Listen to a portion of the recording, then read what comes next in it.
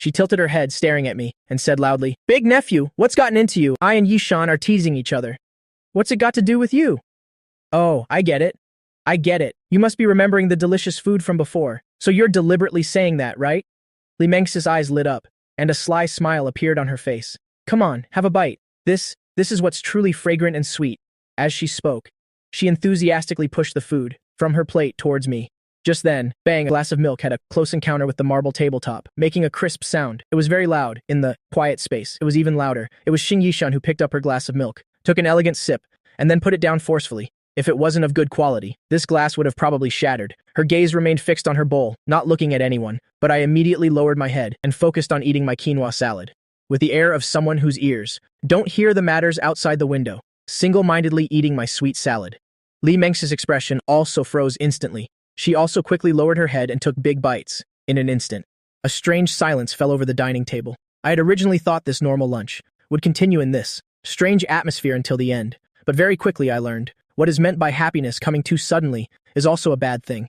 I didn't expect that while eating, Li Mengxi would suddenly playfully use her foot to lightly touch my leg, winking at me. Xing Yishan saw everything. She gave Li Mengxi a helpless glare and placed a piece of steak into my bowl. "Hurry up and eat. Don't pay attention to her mischief." This made my expression change slightly. I immediately realized this would definitely be an extraordinary lunch. I was really scared. After all, Li Mengxi is one thing. This free-spirited woman is very bold. If Auntie Xing wasn't here, this meal I might have already been pulled closer to her to eat, and she would be constantly putting food on my plate and chattering. But what I didn't expect was why Auntie Xing also started playing this game, but I was only slightly puzzled. I already understood a little in my heart. It seems some of my words and actions have given Auntie Xing more expectations for our relationship. After all, whether it was this morning, in the tea room and private room at the Jade Auction House, having fun with Auntie Xing, or after returning, the frequent interactions in front of her best friend, all made this very conservative person have a subtle change in her heart, wanting more intimate actions. In addition, Li Mengxi's intimacy towards me through her words just now made Xing Yishan feel a sense of crisis. If I don't do anything, then sooner or later there will be a day when I will feel that being with her is too plain. After all, in her heart, her age is a big weakness. So whether it's for the present or the future, she has to make some appropriate changes. In short, under all sorts of ironic coincidences. It prompted this kind of action from Xing Yishan. It was almost a small act of declaring sovereignty. Xing Yishan elegantly cut the steak on her plate, casually glancing at me from the corner of her eye. "If it's good, eat more." Xing Yishan's voice was gentle, carrying a gentle smile. "Once you're full, don't go out to eat random things anymore. If you want to eat or drink anything, just tell me. I'll make anything. No matter what you want to eat, I'll make delicious food for you. If I don't know how to make it, I'll go learn. So Xiaofeng, you just need to eat what I make. Who knows if the food outside is clean? It's inevitable that it might be unhygienic. Eating it could easily give you diarrhea. Even if it looks clean, the taste probably won't be as good as what I've carefully prepared for you. We have everything at home, so from now on, just eat at home. Right, Xiaofeng?" After speaking, she smiled at me, her eyes full of doting and tenderness. "Don't you think I'm right?" She pursed her lips slightly, a flicker of indiscernible anticipation in her eyes, as if waiting for my reaction. "Yes, okay. Auntie, I know," I replied with my head down. "Is the smell of gunpowder from these darlings so strong now?" I ate the quinoa salad, while secretly glancing at Xing Yishan, who had a gentle smile on her face. A light smile bloomed on her face, her eyes curving, possessing a knowledgeable and gentle beauty, but it sent a chill down my spine. Why is she so much like my mother?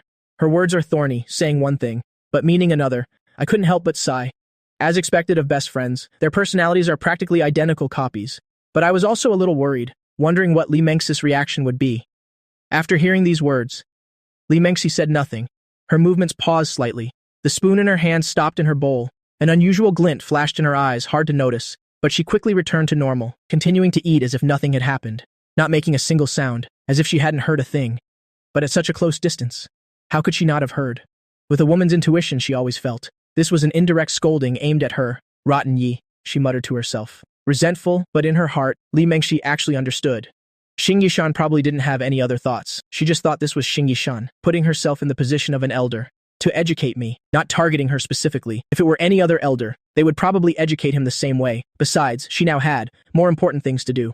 So on the surface, she continued to eat ravenously, eating heartily, with no reaction, but she was secretly glancing at me repeatedly, with a mischievous smile on her face. I didn't expect Li Mengxi to be so understanding, and not be the slightest bit unhappy. I was so moved I wanted to cry. I scooted back a little. The chair scraped against the floor, making a sound. In the quiet space, it sounded very piercing. Li Mengxi and Xing Yishan each discreetly glanced at me, then gave a faint smile and lowered their heads to focus on eating. But in their hearts, they were happy. As for me, my heart was in my throat. Darlings, what do you mean by that expression? Actually, if this meal was just with Xing Yishan, or just with Li Mengxi, it would definitely be a very comfortable meal. But with the three of us sitting together, the overt and covert smell of gunpowder grew stronger. If Li Mengxi and Xing Yishan were to discover any clues, the consequences would be unimaginable. So right now, I was really on pins and needles, like sitting on nails, unable to sit still. So, to prevent this extreme situation from happening, I had no choice but to spread my legs, sitting comfortably as if to respond to Li Mengxi and Xing Yishan. Actually, it was so they wouldn't have a chance to touch each other. Kings don't meet kings. Sigh. When can I ever tell them everything?